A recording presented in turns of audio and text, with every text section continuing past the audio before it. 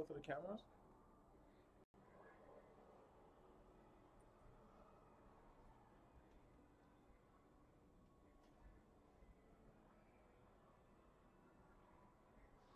Hello, everyone. My name is Doug Bampoe, and I am very excited to be here today to do the show on the Gospel Mood Entertainment Studio. Shout out to Kim Kelly for having this whole platform for me to be able to present my show. Uh, this is the March break weekend, and I put together a series of educational program that I'm promoting. My company name is D Light Inc., and I'm presenting the first program, which is called the Attitude Check 101.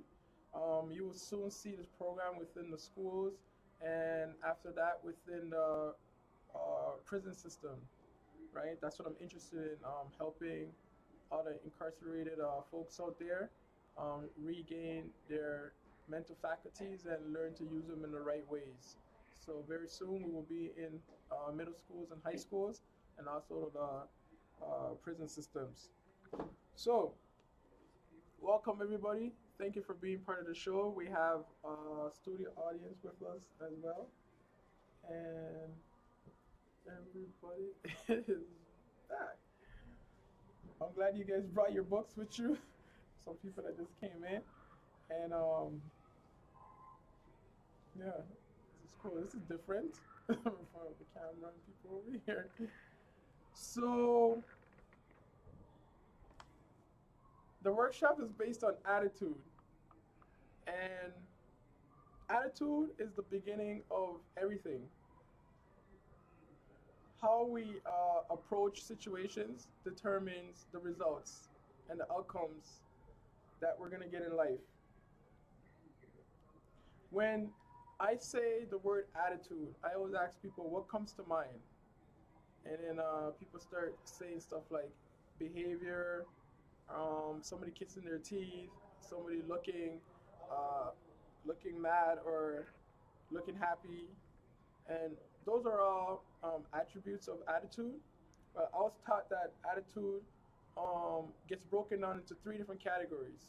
Whereas it starts off from your thinking, so the way you're thinking towards a situation, which leads to your feelings, how you're feeling towards the situation, which leads to your results.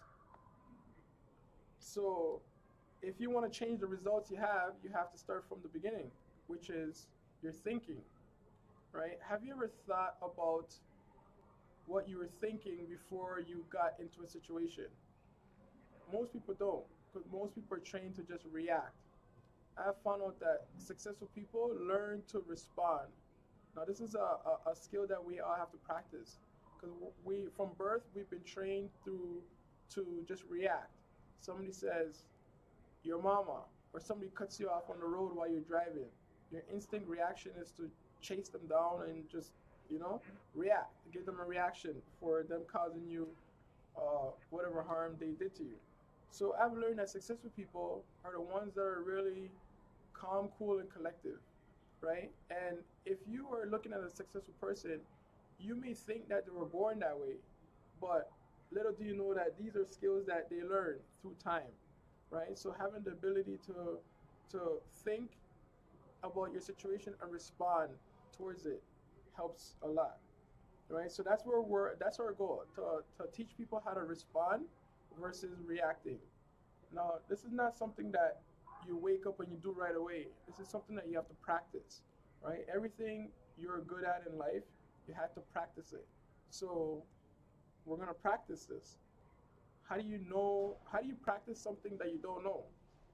You can't do it. So the goal is to first know it. The goal is to first be aware of what you have to practice in order for you to practice it. And this is where I come in as a facilitator, to give you the awareness and to give you the skills and the tools that I have learned and I'm still learning, and so you could add to it. So the first thing, like I said, we're gonna do is break down. This is the handout, by the way. There's many pages in there which we're gonna be going through. So the first thing we gotta do is we gotta break down attitude. Attitude. Attitude is a composite of three different things: your thoughts, your feelings, and your actions. And I know if you haven't heard this before, it may sound a little bit silly or a little bit weird, but just have an open mind and work with me a little bit, and I'm very sure that at the end of it, things will make more sense. So, do you know that before you engage in a project, before you start a sports activity, so you have either won or lost before you even started it. So let's say, for example, you are approaching your schoolwork, your school project. How well you're gonna do on that project is gonna be based on your attitude towards that project. I remember when I was in school and I was taking French. I had a bad attitude towards French for some strange reason. I had one of those teachers that scarred me, so therefore I didn't want to really pay attention when it came to French. So my attitude, my thinking towards it was very bad. Therefore, my feeling towards it was lazy and not motivated. Therefore, my actions were as such, and my results were equal somewhere in the 50s in French. Right? Later on, I learned that if my attitude towards my French work was more positive, then everything could have been more better for me. Right? So before you engage in any project, your attitude towards it will determine your success for it or not. This is something new that I just learned. Most people do this subconsciously without not even knowing, but when you're able to actually know what it is you're doing, then you could do more of it to get better results, or do less of it if it was not working in your favor. Right? So your attitude towards the situation before you even start will determine how good you do. So therefore, if um, you were starting your school project and it was something that you didn't have a lot of great strength in, just preparing your mindset before you even started will help you a lot. So, for instance, speaking positively about the subject or the project you're working on, thinking of yourself getting good marks in it, all that type of stuff aids you towards getting a better result. So that's attitude, right? Before you start anything, your thinking towards it will always determine your outcome. So think of it positively. What does that mean? Think of yourself succeeding in that goal. Think of yourself doing well in that project, and everything else will follow. That's attitude. Um, Most people don't know that when you're going for a job, if you had all the qualifications for that job, but you had a shitty attitude, most likely you will not get hired, because nobody wants people with bad attitudes around. They affect everybody else around them, and they're just hard to deal with. You would rather somebody, an employer, or rather somebody that has a great attitude that doesn't know the work as much than have a person that knows the work and has a bad attitude. Why? Because you can always teach the work to the person, but attitude is something that is habitual. So it's harder to change. So an employer will always take a person with a great attitude that that doesn't know what they're doing over a person that knows what they're doing and has a bad attitude. Cool. So in moving forward in this program, we speak on goals. Goals. Now many people have done different goal settings, have been to different goal workshops. I've learned how to break down goals, right, into three different categories. There's A goals, B goals, and C goals. A goals being something that you already done before, something that you know how to do. So, for example, if you know how to do 10 push-ups, setting a goal to do 10 push-ups is not really beneficial to you because you already know how to do it. There's no challenge in it, right? I've learned that goals are actually designed to help you grow. They're not really there for you to get something out of it, right? Most people think I'm setting a goal because I want to get this and get that. But I've learned that the getting part of the goal is just a byproduct of you actually growing, right? So once you're growing, you're gonna get what it is you're supposed to get. right? So the key thing when it comes to setting goals is to set something so big that stretches you, something that you actually want to do, right? So that's A goals. A goals are setting goals that you already know how to do. That's not really impactful. It's not really stretching you, right? So then you move to B goals. B goals are goals that are a little bit more harder than A goals, but still you could sort of figure it out. If you did this move and you did that move, if you shuffle things around and you talk to the right person, it can happen. It could happen.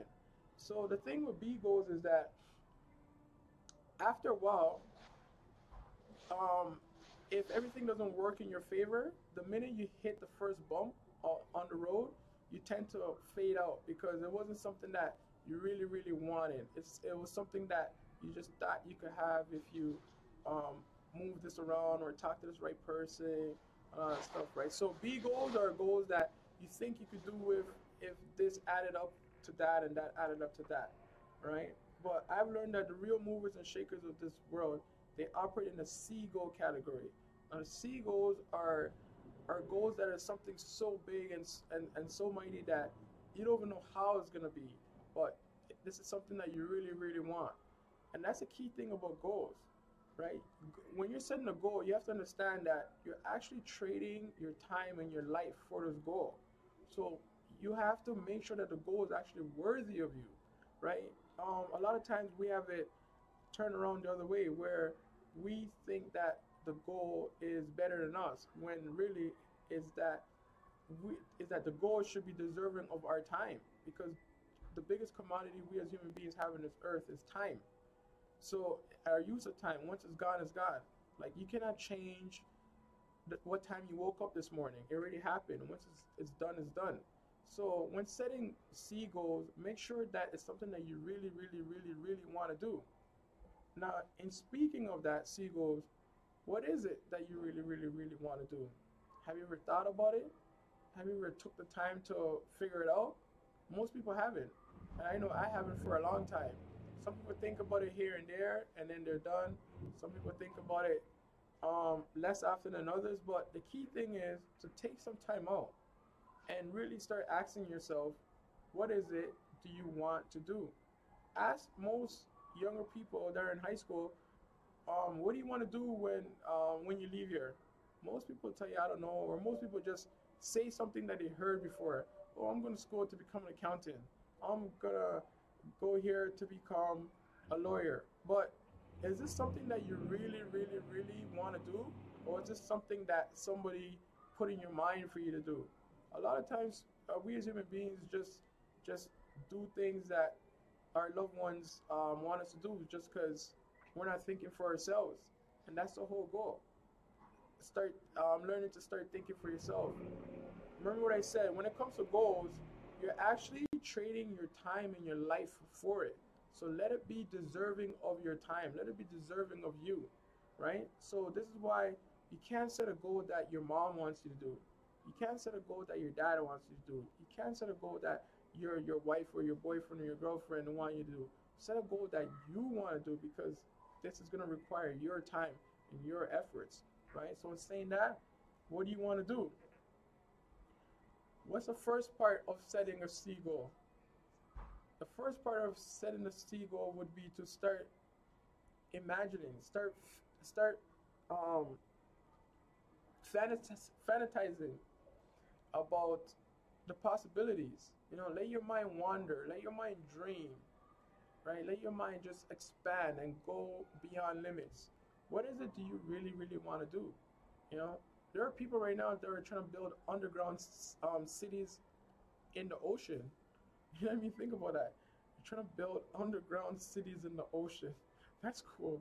Like that's something that's like not even heard of, right? Before we made it to space, um, going to space was like something that was just big and something that was just like so huge, and we thought we couldn't do it. But now, look, every other whatever, there's rocket ships blasting off to space, and we're trying to discover new galaxies and all that type of stuff. So there's no limits when it comes to dreaming. So don't put a cap on it. Let your mind expand. Let your mind gravitate towards the things that are built in you. So with that being said, what is it that you really want to do, right? After this show is done, I want you guys to really take some time out and start thinking. That's what I'm here right now to just poke you guys a little bit to help you guys start thinking. Have you thought about what is it you want to do? And if you haven't thought about it before, don't expect the answer to come to you right away. If it does, great, but don't be upset or at dismay if it doesn't come to you right away. This is something that it takes some work, right? You have to figure out what it is that you want to do. So start letting your mind think here and there throughout the day. When you wake up, before you go to bed, just lie in your bed and just let your mind think. How would the future be like? All right, what are the things that I'm expecting to get out of life, right? So anyways, once you start fantasizing and you start figuring out the things that you want to do, this is in regards to C goals, right? Then you have to ask yourself two questions when you actually come up with the goal. And the two questions you ask yourself is, are you able to make this a possibility? Like physically, do you believe that this could happen for you? Right? And then you got to ask yourself the next question, which is, are you willing to do the work? Are you willing to make it happen? Right? So once you're able to answer yes to those two questions, you're able and you're willing to make it happen, then you actually have a goal. And from that point on, you just write it down and you focus on it until you start getting into the right action steps until it happens. Right? So this is how C goals happen. You fantasize, you come up with a visual of what you want to do, what it is you see in your mind's eye, and then you put it on a piece of paper, and then you start focusing on it, and you're gonna find yourself start doing the necessary action work to make it happen. And the cool thing about it is that once you have identified what it is you want, you're gonna find out that things are gonna start coming towards you to aid you with that goal. It's almost like magic when it happens, you know. And so that's a little quick things about goals. Um, Introduction to our mental faculties. I was explaining a little bit about it yesterday. Right, this is something that I've learned recently, and it's made a major impact in my life. And I believe everybody should know this. Right, it starts off with we all know we have our physical senses that we use to operate in this physical world, which are our sight, our sense of smell, our sense of taste, our sense of hearing, and our sense of feeling. So these are our physical senses that we use in this physical world, right? With the use of our sight, we could see, a crazy dog coming our way, and we could run from it or do whatever we gotta do to protect ourselves, right?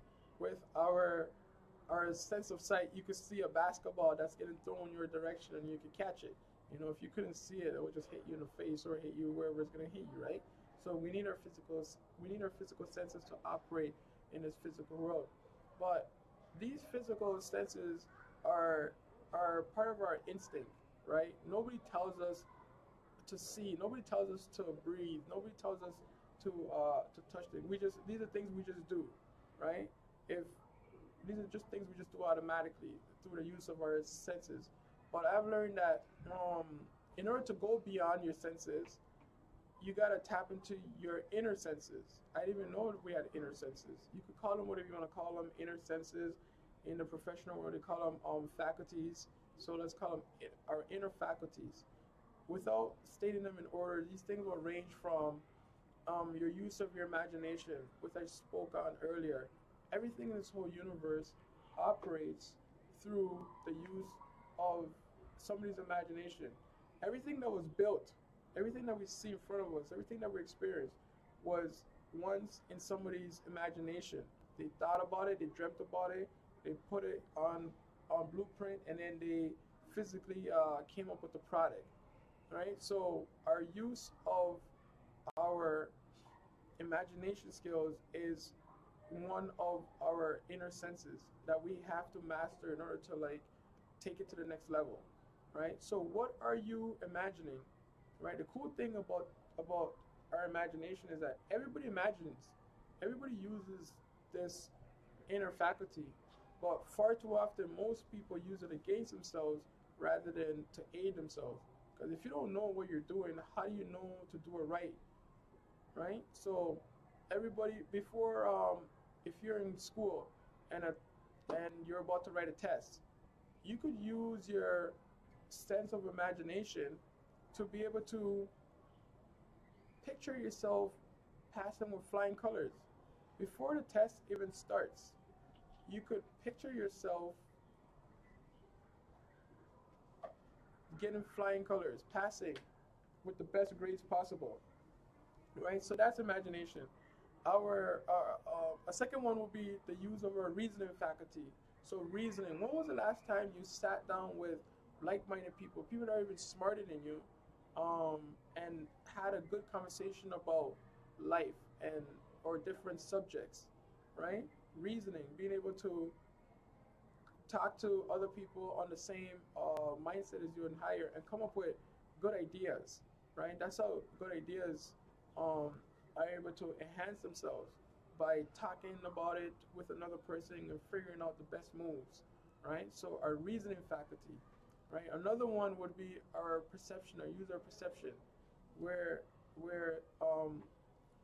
I've learned that there's many ways of seeing things, right? A lot of times we're so used to just seeing things from our own mindset that we forget that there's other ways of seeing things, right? If there's a school fight, if there's a fight in a school and 10 people witness the fight, it's interesting how if you interview each of those 10 people individually, they'll all give you different variations of the fight, right? Why is that? Because they saw the fight from their perspective, which is their own eye view of what happened.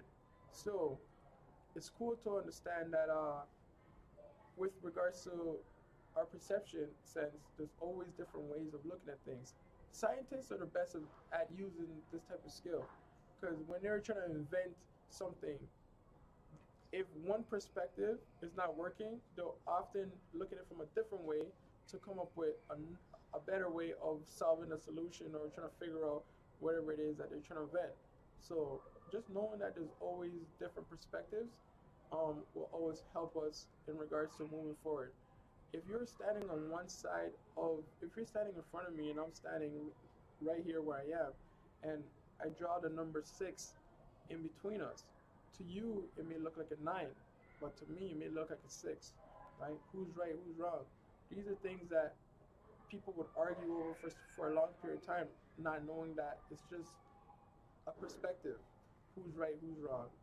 Anyway, so the other mental faculties that it's good to know is our use of our willpower, right? When willpower is being able to just focus on one thing and just stay with it until it happens, right? And it's a very good trait to have. You often hear people say in life, oh, I don't have good willpower, or he has a good willpower. Well, the truth is, these are skills that we could develop, right? One of the techniques I've learned to enhance willpower is to be able to just draw a dot on the wall and sit away from it and just try to focus on the dot. Focus on the dot till you become actually one with the dot, right? This is something that you have to do often to get better at it, right? So focus on the dot for like a minute, then go away from it and come back, focus on it again. What you're actually doing is you're training your internal faculty, your will, to become stronger. You're exercising it. Like people do push-ups to become stronger. You're exercising your will by focusing in one area. And the cool thing is, from when you're able to do that, then you're able to focus in other areas of your life the same way, and that's the cool thing. Another faculty that I've learned is important is the use of our intuition. The intuition is, I believe, is very big. They say prayer is how we communicate to God, but how God communicates to us is through the sense of our intuition. Some people call it the sixth sense. Some people call it the third eye, whatever it is. Intuition. My intuition is tied to that little small, still voice that's always inside of you that speaks to you, when things are going wrong. You know, you might hear, "Don't go this way," or "Go that way," or "Do this," or "Don't do that." Right? Hearing that from that small still voice, and training yourself to hear from it is always a good thing, right? So I mentioned, what am I missing? Another one would be our imagine our memory faculty. So you often hear people say, "I have a good memory," or "I have a bad memory." The truth is, all of us have a great memory, right? We just have a problem of recalling what it is we're trying to recall. So in order to strengthen our recalling memory skills, there's different ways. There are different exercises you could do. One of them I've learned could be writing your name backwards for a certain period of time, or even reciting the alphabet backwards for a certain amount of time, right? Think about when you were learning the alphabets, like the normal way, right? How long it took you to memorize it. Some people memorize it faster than others, but what you were actually doing was you were exercising your memory skills, right?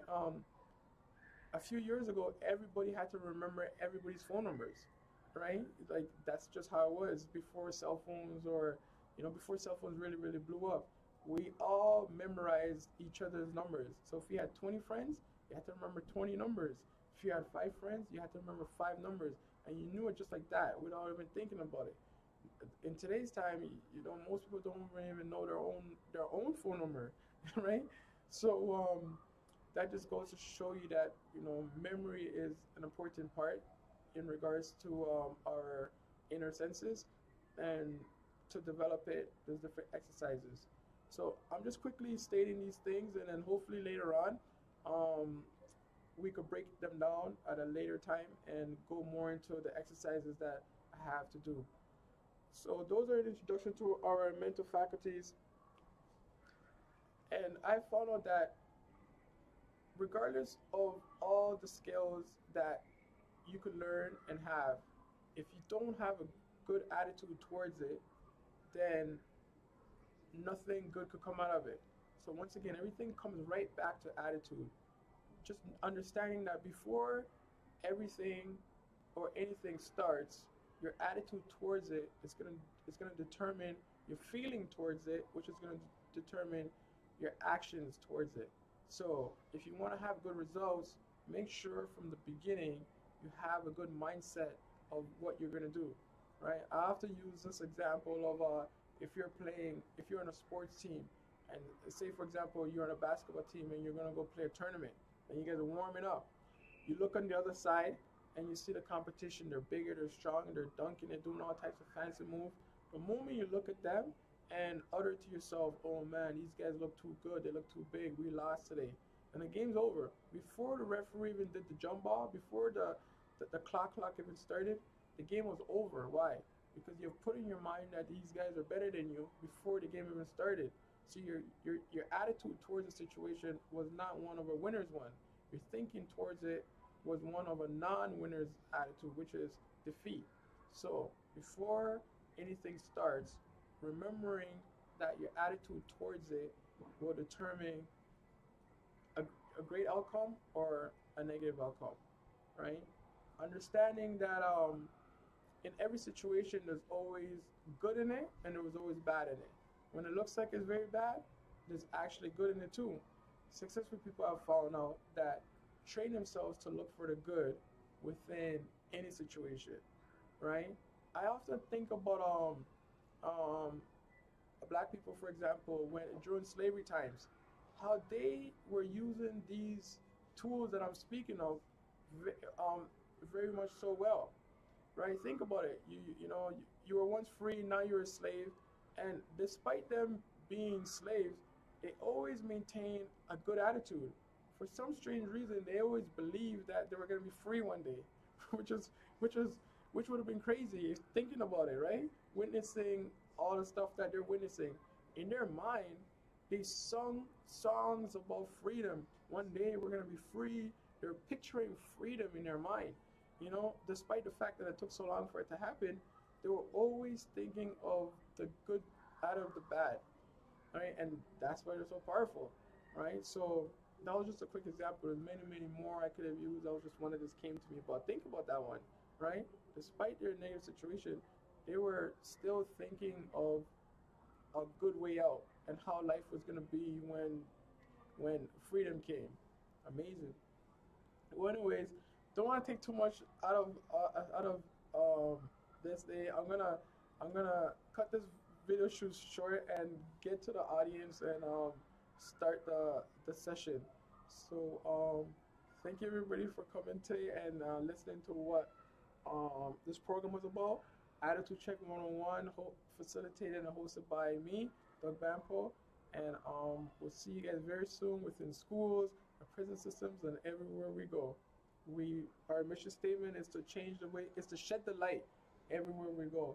So see you guys very soon.